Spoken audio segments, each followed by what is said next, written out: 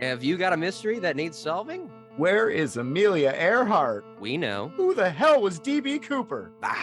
Easy. Bermuda Triangle? Probably solve that one next. Here at Private Dick's, we guarantee a mystery solved every episode. That's with a capital G. Every second Friday, the Private Dicks take a client, record their session, and solve the world's greatest mysteries. One by one. Private Dicks solve them, no problem.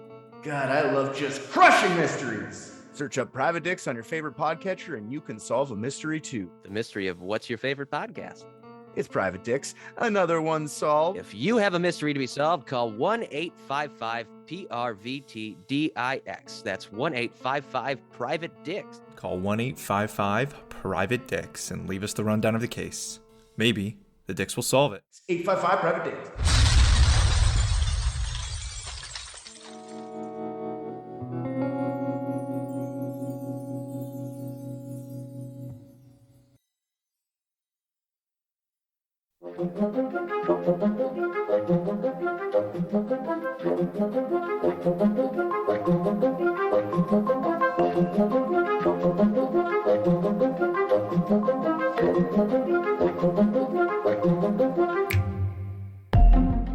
For the subject of today's episode, we have to travel back in time and as far east as one can go to the countries of China, Japan, Korea, and Vietnam to cover what may be one of the most horrific things I've ever read about. And I've read about some horrific shit. A method of torture so extreme that it was believed that if you went through it, you were no longer suitable to be with your ancestors in the afterlife, reserved for those that committed horrible crimes such as treason, or specifically, the murder of one's own father, and weren't allowed to take their own life in order to die with honor. Not only that, the torture could spread to literally all of your loved ones. And depending on who ordered this torture and why, what happened to you at any point during the process was almost completely up to sheer chance. You know it's bad when you hope and pray your family pays for the executioner to pull out and use the heart knife. A method that lasted for around 1,000 years and part of the Tang Code, a 2 millennia old system of judicial punishment, which at some point will probably get its own episode or series. Today we cover Ling Chi and Suhila Zhu Zhu, I'm sure I fucked that up, otherwise known as Death by 1,000 Cuts and the 9 Familial Exterminations.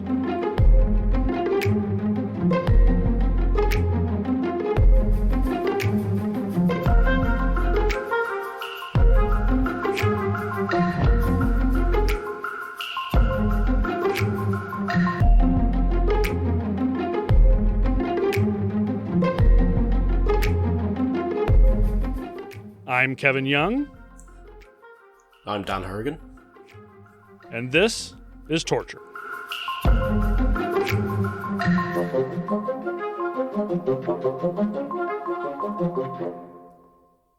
have to say, I love the translation version of it. It sounds like a cool metal band, The Lingering Death.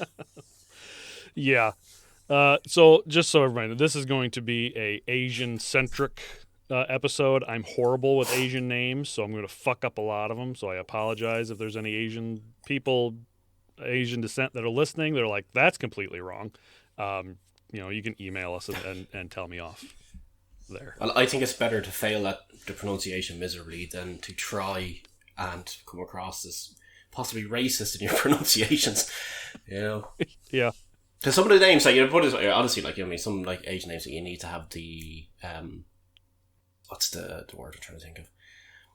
Kind of like you have to apply the accent, and not as a rule. Like you mean for pronunciation of particular words. Yeah. So, and 2 middle-aged white men putting on that accent trying to do the names. Well, you can get away with some of them because, Irish anyway. I wouldn't try to pronounce 90% of the Irish names that I've seen. No, we're only allowed to do Caucasians. Oh, fair enough. Just to be safe. Yeah, like I don't mind doing a horrible French accent to try to pronounce one of their weird names because I'm not worried about. Oh, la pepe le pew. Yeah, something like that. But again, mostly Caucasian. I don't mind upsetting other Caucasians. I don't want to try and fuck up some Chinese person's name who lived hundreds of years ago, and I get a million emails about how I am racist, and so, But, yeah. Anyway, we're starting this recording a little late. Dan, how are you feeling? Yeah. Very late, that's my fault. An hour and a half late. More. Yeah, because Dan has a hangover. Because Dan went drinking last night because it was my boss's leaving due from work. Oh. So, going away party. and I'm not, yeah, well, the thing is, obviously, is I'm not even working there that long, and starting it in the middle of COVID, where I don't really know many people. Yeah. So I knew about 3 people that were there, like, to physically see. Some people only knew of them by name through emails. And, being introduced to them as, this is the asshole that keeps sending you this stuff. This is the idiot that keeps sending you this stuff. I'm like, oh, okay. Well, it's always good to get together with a bunch of people that you barely know and just start drinking, because then you're just known as that guy that gets drunk at work parties. Yeah, fair enough. Yeah. Let's hope that reputation doesn't precede me now on Monday morning. Yeah, no shit. Did you see what Dan did? Holy fuck. I mean, with his pants off and everything. I did no such thing. No such thing. But yeah, aside from that, all's good. How's things with you? Oh, same old, same old. There's a cold going through the family, and not COVID locally. Luckily, it's not COVID. Just a cold, but it's amazing how, we've spent so much time not getting sick from colds and flus because everybody stayed away from one another and wore masks, as we did anyway. And now all of a sudden, now that we're not doing that as much, you're catching fucking everything out there. Everybody's always sick all the time. System. Yeah. Well, look, it's all a big government conspiracy. Yes, all of the governments came together for one conspiracy. Yeah, that's how it worked. All right, let's get into this horrifying torture. And, I mean, it gets bad. Just so everybody knows, this gets bad. You ever watch any of the Marvel shows that used to be on Netflix? The Daredevil and Iron Fist. And yeah. Okay. I didn't watch Iron Fist, actually. You're not alone. Most people didn't watch Iron Fist. You're not missing much. First episode was pretty shit. They really should have got a different actor for that. The story was good. Everybody else was good. He was not great. But anyway, there was a Marvel show on Netflix called Jessica Jones. For all those of you who haven't seen it, it's been out for 6 years. I think it's on Disney Plus now. Just go watch it already. So if you haven't seen it, spoilers. In this show, there's an attorney named Jerry Hogarth, played by Carrie-Anne Moss, Trinity from The Matrix. There is an iconic Marvel bad guy known as Kilgrave, a.k.a. the Purple Man, played by my personal favorite, Doctor Who, David Tennant. Some people say Matt Smith, and whatever. But I'm a Tennant fan. David, yeah, Tennant all the way. Well, the Purple Man has the ability to make anyone do what he wants as long as they can hear him. So while Jerry is at her estranged wife's house, yes, she plays a lesbian. Yeah. Kilgrave is also there and tells Jerry's wife to kill her by a death from 1,000 cuts. Jerry's wife commences to cut her with a small knife while keeping count. And by the end of it, Jerry comes from the home covered in what looks like dozens, if not hundreds, of small cuts. This is not what Ling Chi is, but it still looked fucking horrible. But that's really the only pop culture Dan's reference worst nightmare. you can find as far as film is Death from 1,000 Cuts. It's a whole bunch of little cuts. That's not what it doesn't literally mean death from 1,000 cuts. They never got to 1,000 cuts. It was usually a dozen or so, and then you're done. But it sounds cool. I was going to say, was there not a film back in the 60s or something like that? Unless I'll double check, I'll have a look. But I could have sworn there was another film where there was a thing. 1966 film. Huh. The Sand Pebbles. Sand Pebbles. There's a scene apparently in it. This is according to Wikipedia, now, mind you. Okay. Like I had. It was inspired by a 1905 photograph. Oh, yeah. So we'll get into some of the photos here in a little bit. Don't look at them if you're out there. So about Wikipedia. I get a lot of stuff from Wikipedia, but if you're going to do that, if you're out there going to research something and you're going to Wikipedia, go down to the citations, click on the citations, and go look at where they actually got the information from, because sometimes it's if it's a citation needed, then it's probably not good intel. Always go down to the citations and look, because Wikipedia, anybody can go on there and change anything they want. Yeah, we'll have to add mention of it on this podcast now as one of the things for media. So yeah, there we go. We go add in all these horrible things that we're going to cover. We have to go add it to their Wikipedia page, and we could be part of the problem. Oh, it's good info though. We're just kind of repeating stuff, but it's technically it's not wrong to have the info there. Yeah. Okay, so in order to get a feel of what Ling Chi is, let's go back to, say, the Ming Dynasty, or China under the Hong Wu Emperor in the mid-late to 14th century. In the mid to late 14th century. And let's say you were foolish enough to commit high treason, Dan. You go through the trial. Of course, Dan, high treason. That's why last time I pointed at you when China. I said IRA. Thank you. So you go through the whole trial. You're found guilty, and then you're taken to a public place. This torture wasn't just to make you suffer until you died. It was also to embarrass you and your family. It was very public. You're put on a wooden rack or a table, and you're strapped down. The executioner brings out a basket full of razor-sharp blades, each of them with a body part inscribed on the handle. Now, what happens next is up to a few different variables. The emperor, the judge, or they might have been the same person, your family's willingness or ability to pay if they were still alive. We'll get to that in a minute. The executioner, and of course, dumb luck. Now, if the ruling body wanted it done quickly, and then your body desecrated afterwards, or your family paid the executioner a bribe, or he just happened to grab the right knife, probably the heart or the throat, it could be over quickly. Literally, whatever knife they would grab. That's, they take it off. Completely random. Finger. There's a finger, and they grab another one. Nose. Sometimes they went like that. Not always, but sometimes they did that, which might be even scarier, because you don't know. So it's like a torture lucky dip. Yeah. Kind of thing. Yeah.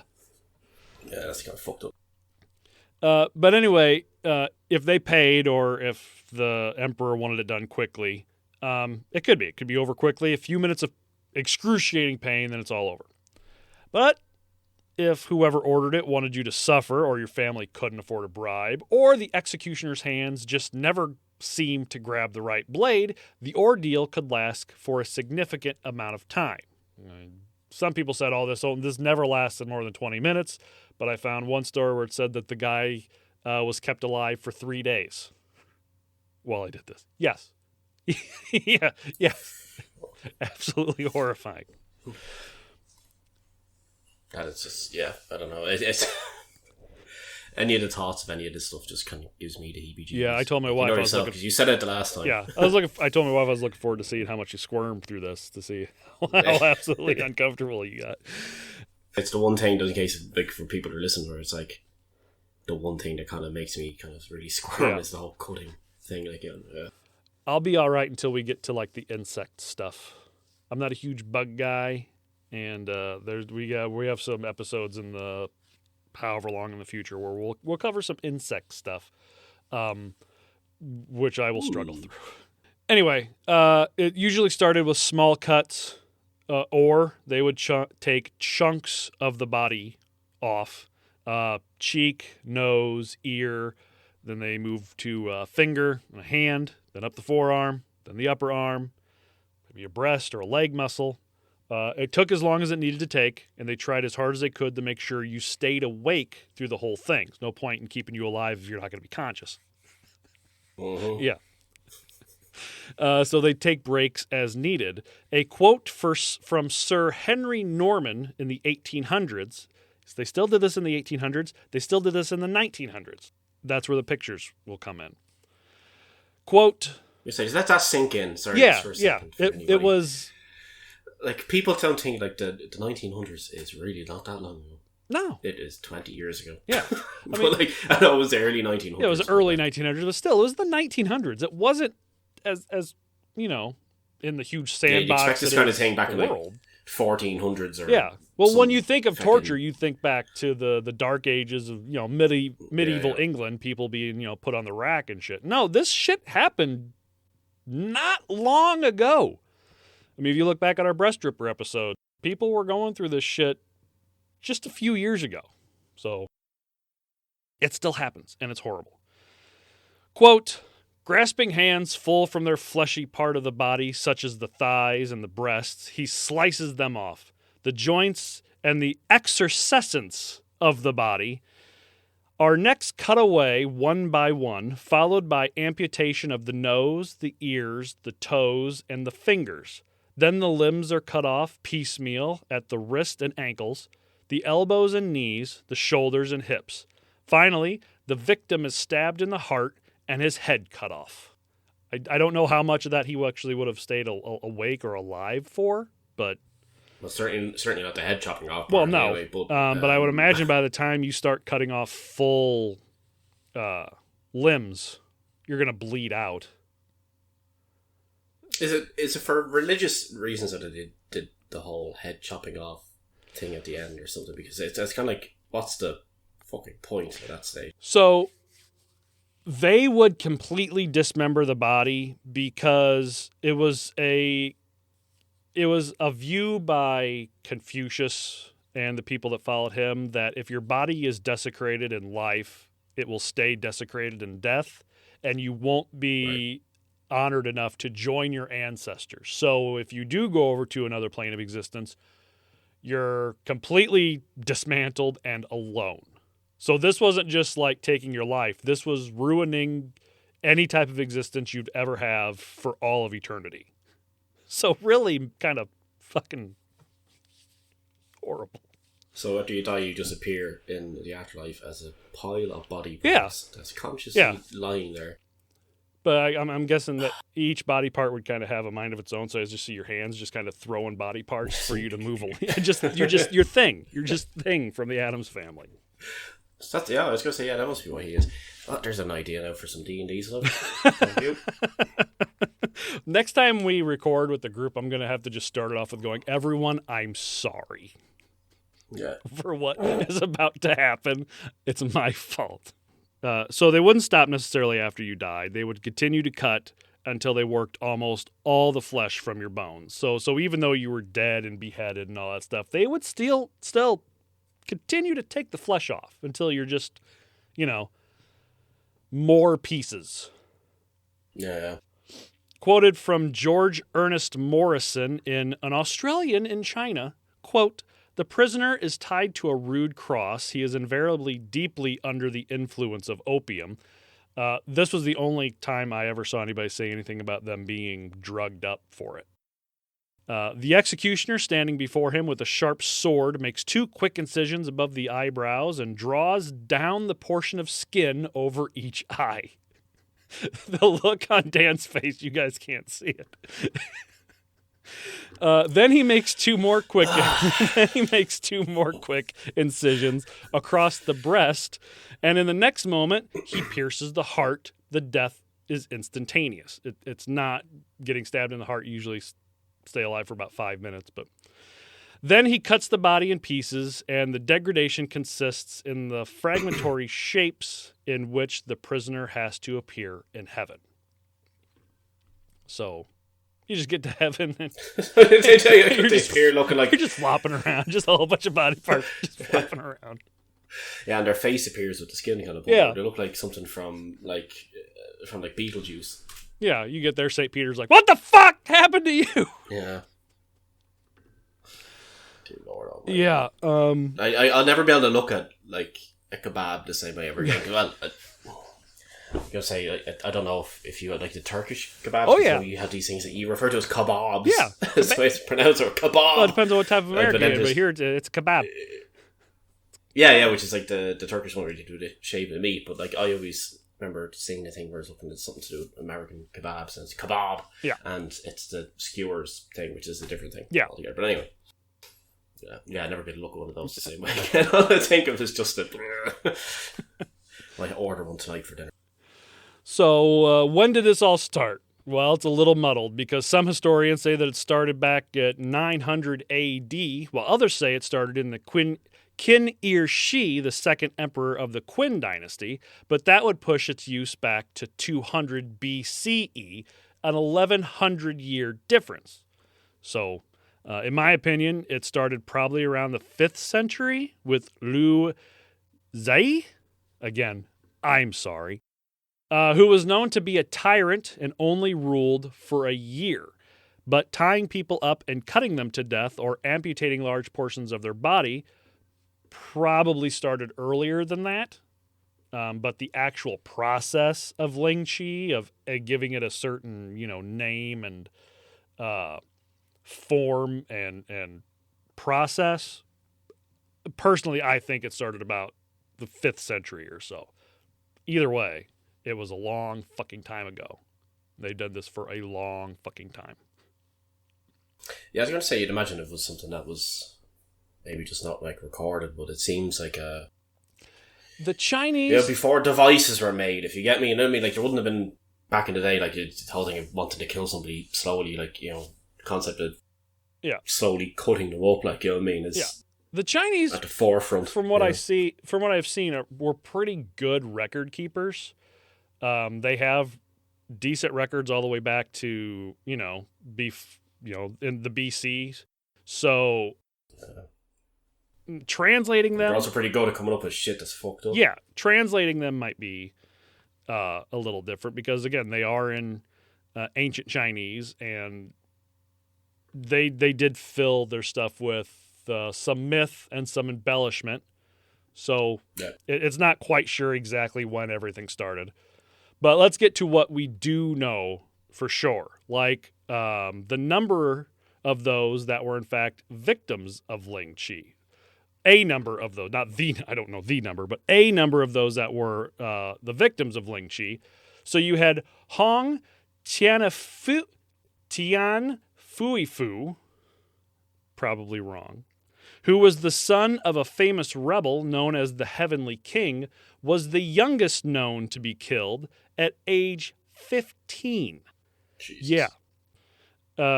Well, he was the youngest to be killed. I'm not sure if that's just by familial extinction, which we'll get to here in a minute, or if he was actually tried and it happened to him. Again, you're pulling stuff off Wikipedia. You got to go look at citations and what they say. So, but yeah, 15 years old. A man by the name of Wang Weiqun, who killed 2 families, was executed this way on Halloween in 1904. A Mongol guard known as Fusili, who killed his master and was executed April 10th, 1905. And this is the one we know about because French soldiers were stationed in Beijing at the time and took pictures. Okay. They're horrifying. Don't go looking for them. I will find them, edit them, and post them on our Instagram or Twitter if Instagram and Twitter lets me post them without taking them down because they are disgusting. I was gonna say, is this the photo that I'm possibly looking at right now? Is he standing like strapped to a stake and big pieces of his body are kind of just cut away? Yeah, and there's like a guy holding his arm. Yep, that'd be him. Yeah. They didn't kick out the Willy knife yet, though, at this stage. Oh, okay, well, that's just China. All right, that's just one of the countries. They also practiced this in Japan, but there it was called death of 21 cuts, which is probably more accurate. Lazy bastards. That's like, kill this man by 1,000 cuts. God, that sounds feel like a it. whole. That sounds like a whole afternoon. You know what? Yeah, let's just start and see how we get on. Yeah. You know, I got to get back to playing That's enough. League of Legends, and I got animes to watch, and that seems like a problem. So let's just how about 21? We'll just do 21. It was almost exactly like the Chinese version, and we have English traveler Richard Jeffson, who gives an account in 1865 of a rebel leader named Mo Wang being tortured, quote, with superhuman command of self, the unhappy Mo Wang bore silently the slow and deliberate slicing off of his cheeks, then his breasts, the muscles of his upper and lower arms, the calves of his legs, etc., etc., care being taken throughout to avoid touching any immediate vital part. Once only he murmured an entreaty that he might be killed outright, a request, of course, unheeded by men who took a savage pleasure in skillfully torturing their victim. So he managed to stay silent, allegedly, throughout all that. Allegedly. He was able see to contain himself, and one time he was like, he just... Yeah, I remember that now. Next time I give myself a little paper cut. Like, I'm sitting there moaning about, my fingers. Just remember that poor guy. Yeah. Yeah, and I was going to say, and I thought I was bad when I chopped off the tip of my finger. Like, I remember thinking on it now, in comparison. Yeah, I'll be sitting there in the kitchen going, and I cried. Oh, yeah. Nearly fainting. Yeah, I took a big chunk out of my thumb with the mandolin slicer, doing some cucumbers, and I look back and I'm like, I'm weak. Mandolins are really, really dangerous. Yes, they are. Always use a guard. And the musical instrument yes. as well. Mandolin is very, very dangerous. Yes, it is. If you're going to use a mandolin, get a guard and get one of those like Kevlar gloves. Yes, those work great. Yeah, I purposely don't have one because I know some idiots in here will probably end up hurting themselves. Me being one of those idiots. We have two. We haven't cut ourselves on the ones we have now, but I've cut myself on one I used to have before. But we have two. Because, why not? I might get one. Anyway, enough about cooking. Again, we're always coming up with ideas for new podcasts. Torture cooking. So they use this to cut recipes inspired by torture methods. So they use this knife to cut off his cheeks, and we're going to use it to cut into a nice flank steak. Oh, yeah. So in the early 1800s, a French missionary named Joseph Marchand went to Vietnam with the Paris Foreign Mission, and soon after he was asked to join the revolt against the emperor. Apparently, he declined, but because the rebels wanted to put a Catholic in charge after overthrowing the emperor, the rebels ended up failing, so they went and found themselves the Catholic Marchand and arrested and executed him by their version of Ling Chi, which it didn't give me an explanation of their version, but I would imagine that it probably required some bamboo. It might have been lazier. It might have been death by one cut. It might have just stabbed them. Maybe. There you go. I mean, Vietnamese. It seems to get lazier as time goes on, you see. So. The Vietnamese were... They're... Yeah, aside from this one, I've already said to you, talking about the Vietnamese torture stuff is the one thing because they are big fans of pretty fucked up stuff like the bamboo stuff. I actually have in my list, my long list of things that we're hopefully going to get to cover during the course of this show. The torture methods of the Viet Cong are in there, and they are horrible. Fucked up. Yeah. Yep. Tunnels with snakes in them and a whole bunch of shit. Poop. Now, I really do wish that this was the end of it. Like, we'd be okay, Ling Chi, that's what they did. It's done and over with. But the worst is still to come. Because from what I've read, the biggest use of Ling Chi was the bigger torture of the 9 familial extinctions. So, in a mafia movie or like Usual Suspects, where Kaiser Soze apparently kills kids and kills the wives and kills the parents and the parents' friends, and they just go on and I'll kill everybody. Well, that's pretty much what it was. Depending on the offense and the ruler at the time, you would have to stand by. Sometimes you'd have to stand by. Sometimes they would get you done and over with first and then move on. And if they decided they wanted to stop, then they stop. But a good amount of times, from what I saw, you would have to stand by and watch your whole family, immediate and extended, sometimes all the way to the second or third cousins, and in some extreme cases, even your friends, be sliced up piece by piece until they died. Familial extinctions were around long before Ling Chi, the first written accounts coming from 1600 BC, where officers would threaten subordinates before a battle that if they refused orders, they would kill their families. That's always kind of, I was going to say, it's always kind of been a thing. It's kind of one of those things I think it makes kind of sense almost. You know what I mean? It's like people are more likely to not do something bad if it means that someone else other than them, yeah, ends up. Yeah, you see that a lot in movies, TV shows, or whatever. They put the gun to the guy's head and it's like, "Tell me, or I'll blow your brains out." He's Kill like, your family. "Do it," and then they point the gun at his wife, and he's like, "Okay, I'll do what you want." It's a good. It's horrible, but it's a good way to get somebody to do what you want them to do. Because most people, if they have to die, then they have to die, but they don't want their loved ones, their kids, their the wife, husband, parents, whatever. They don't want them to have to suffer for it. So it's a shitty thing to do, but it's a good way to get what you want, I suppose. That sounds horrible. True enough. I remember that now next time. I'll remember that next time. Yep. The punishment could be really for anything, usually reserved for the most horrible offenses, but during the Qin dynasty, your whole family could be killed by you simply reading a banned book. Which band? Your Metallica's book? You should probably kill yourself. No, That was a terrible joke. Yeah. I know. It was fucking horrific. There's a lot of banned books. It was halfway out my mouth. It's like, don't. Just say it. Just go with it. Yeah, it was already halfway out.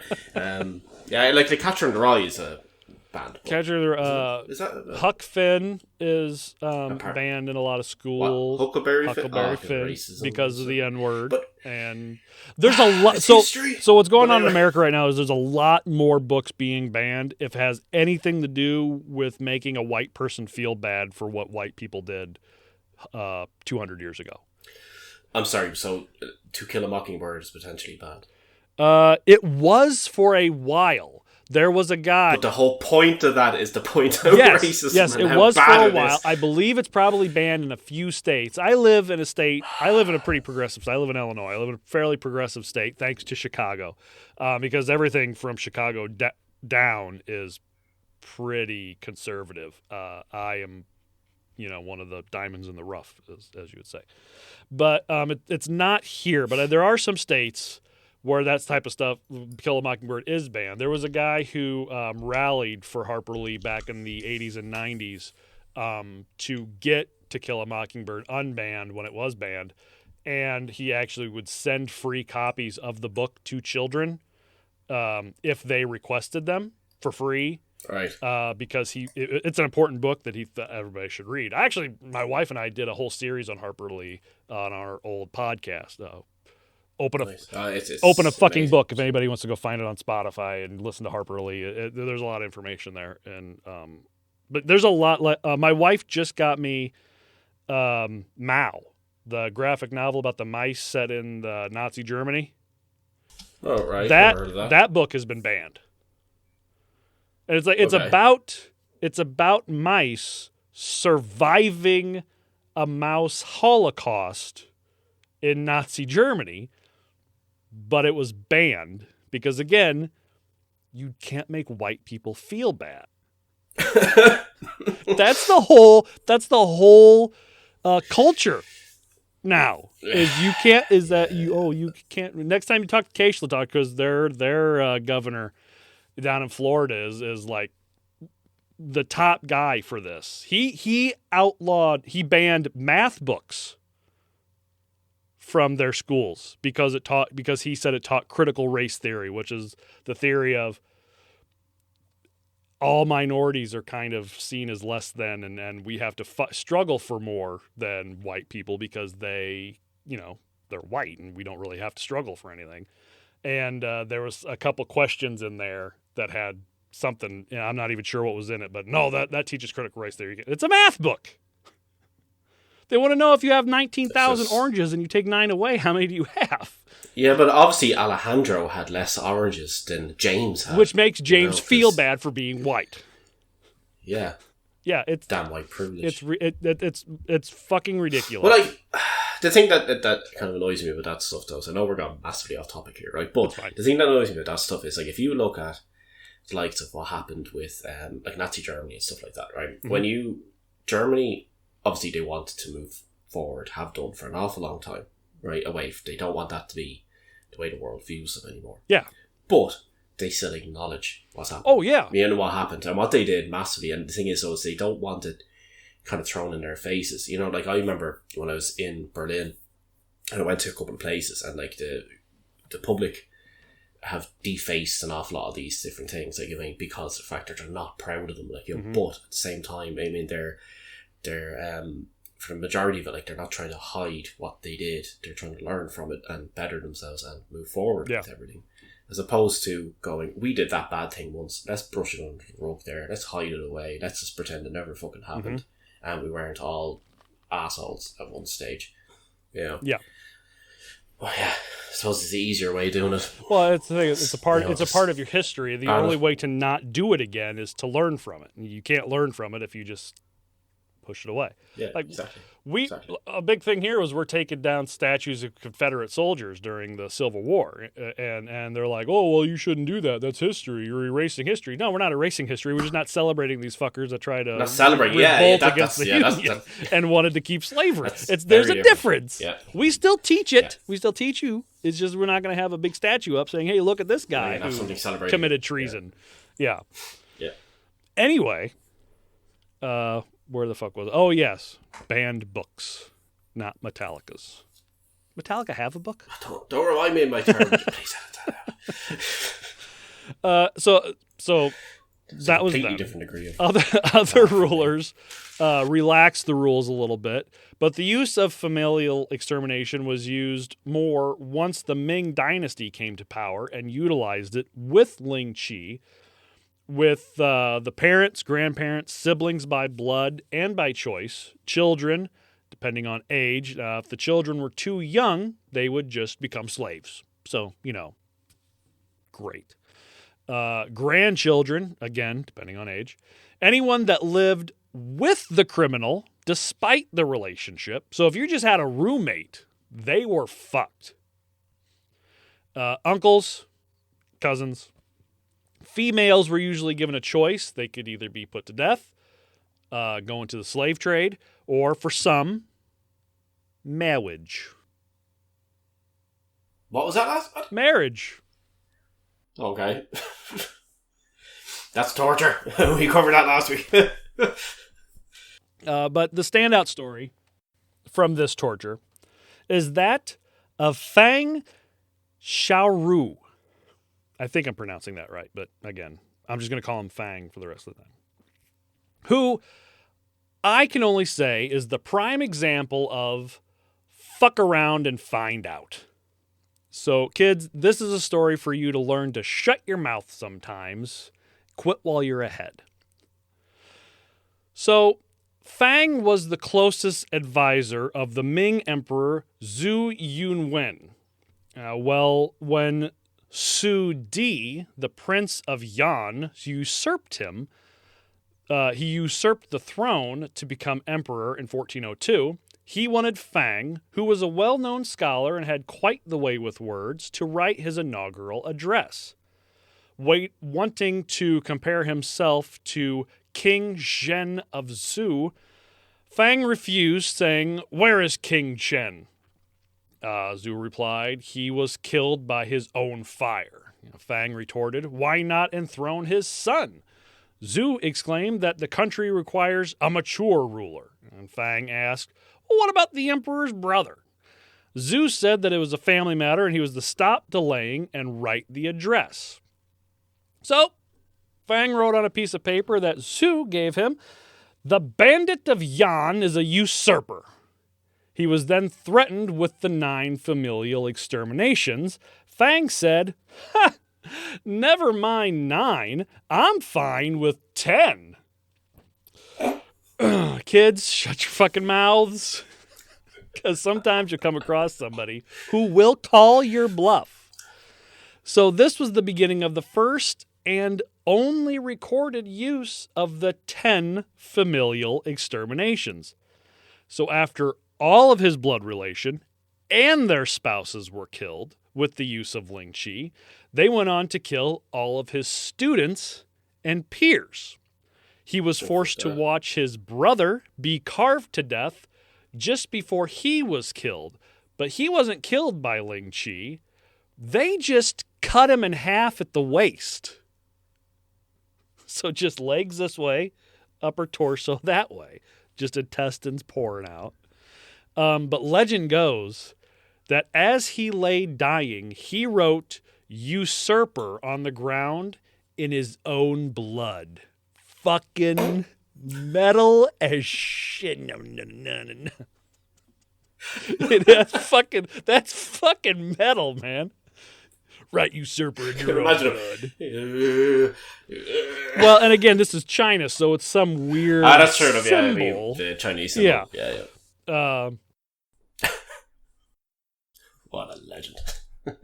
So I'll take 10, bitch. Yeah, okay, so you look at that and you go, fucking A. I mean, that's the way to do it. Until you get everybody else killed. Until you realize exactly what doing that caused, because when it was all over, Fang's mouth led him to the execution of... Dan, guess how many people got killed because of Fang's sassy little mouth? So it was all of his blood relatives. And their spouses. His students. All of his students, his peers. How many people do you think? 60. 60. Wow. Okay, so you're only off by a ton. 873 people were killed because of what this motherfucker did. Relatives did this guy have? Well, again, it was all of his students and all of his peers. And that could be half the city, it's a little, yeah.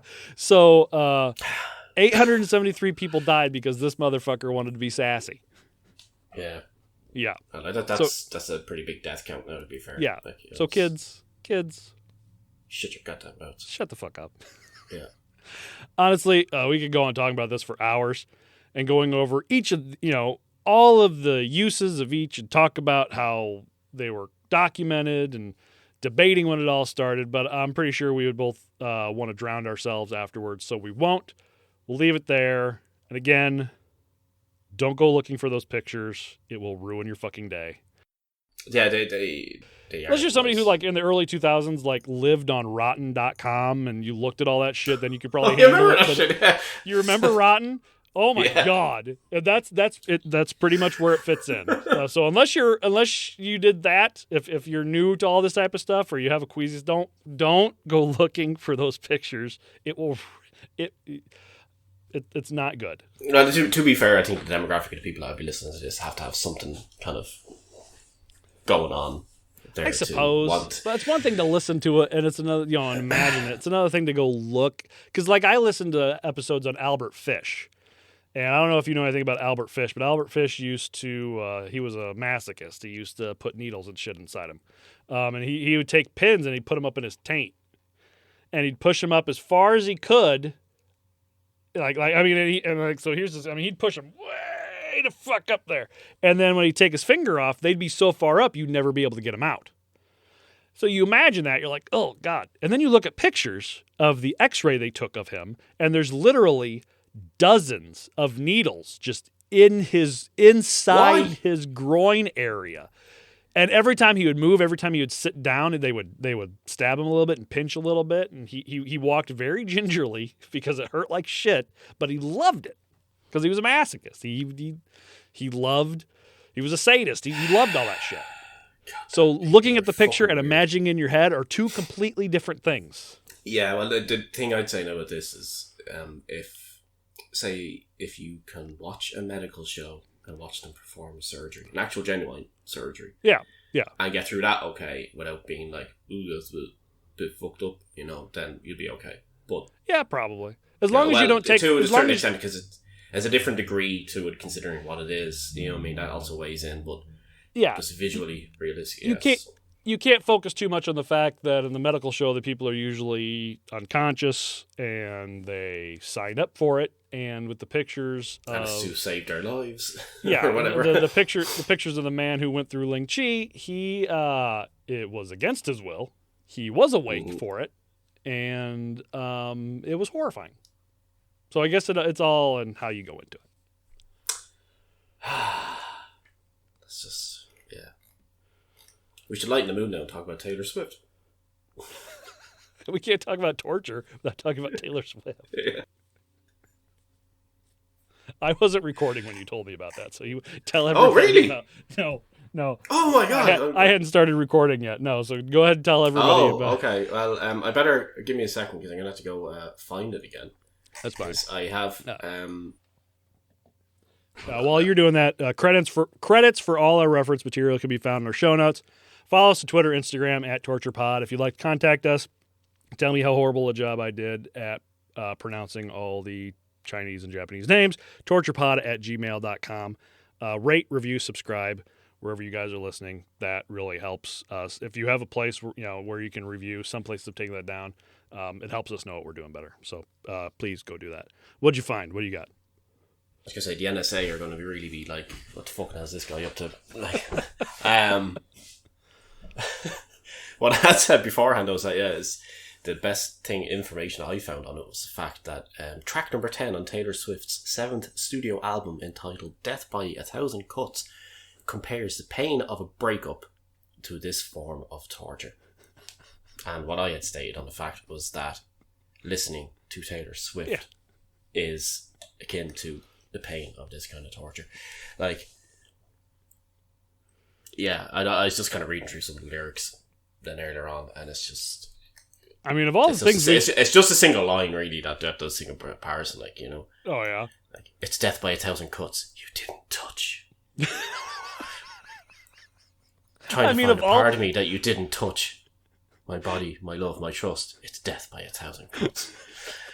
I mean, of all the controversial things we may have said on this show, that might be the one that gets us in trouble the most, is talking bad about Taylor Swift. Well, the fact I just read out her lyrics, you never know, we might have my episode might get sued. pulled out. You didn't sing them, I think it's okay. She's a modern day John Lennon, so she is with those words. And yeah. Okay. It's a wonderful comparison. I can't really comment. I make some pretty fucking bad comparisons between food and this stuff. I can't really give out to her by comparing being broken up with by one of the members of One Direction. And I also as well thought, when you originally said it, Ling Chi, I thought of lychee immediately. I was like, isn't that fruit? And I was like, oh no, it's a different thing. Yeah, and then we got the whole discussion of lynching, and there was lynching, yeah. And there was a confusion there, which we'll cover down the road at some point, which I'll let you take a big part of because you said you know quite a bit. I don't know tons, but I've stood in the original lynching site. Yeah, several times, probably at least 100 times. I used to live near it. Oh, really? So yeah. Well, like Look, well, obviously we'll do a bit more, cover that very quick thing. It's an Irish thing. Came from a thing to do with an Irish family. And I lived in the city where that took place, and it's a very well-known building in the town. So, wow. Because it's currently a bank, but you can still see the stone from that's up there that was holding the. I can't think of the word. Kind of like the sleeper, like the piece of wood that would have been coming out that they used for the lynching, and that's still there. Like, oh wow! So. Can you imagine going to that bank and going in for a loan and them giving you like a super high interest rate, and you'd be like, God, you're really lynching me over this. I guarantee you they've had people say shit to them most of the times. I'm sure. But they if I can send, if I can send you specifically a link for it or whatever like that, it's one of those things where we try to get photos for it and I'll double check to make sure my information is actually correct. Yeah. But it's a place called Lynch's Castle. That's the name of it. No. See, here in America, we had a lot of lynchings in like the 50s and 60s. Mostly white people in hoods and black people. So it's a whole different dichotomy here with lynching. But we will get to that. But yeah, it's an AIB bank. I have been in it, been around it, been drinking right next door to it an awful lot. Again, I'll double check to make sure all this information is correct, but from what I remember reading before, it is correct. But, Just standing out there with a pint of Guinness. You're fucking fascists! And... Yeah. But it's interesting to find out, like, you know. Not quite as interesting, obviously, as Death by 1,000 Cuts, I don't think.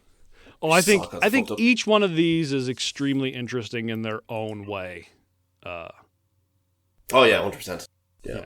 Gotta go ahead and thank the Private Dicks podcast for starting off the show. I'll have a link to their show in the show notes as well, so go check them out wherever you get your podcasts. So a little hint for our next episode, we will be headed to the high seas. Not for dangerous and violent pirates, but mostly for the Dutch. Yeah. What did the Dutch do except for say, of course, yes, of course? Oh, they'll find out when they come on for next episode. All right, guys. Dutchman on for it. I know loads of Dutch people. They stomped on your head in their wooden clogs. Filthy bastards. That's it. I'm gonna get in touch with my Dutch friend now. Just without context, just email them and be like, "What did you do?" Well, I can always just call him right now if you want him. He's like, "Hey, did you ever hear about this? The fuck did you do?" All right, guys. Thanks for joining. We'll see you next time. See ya. Thank you.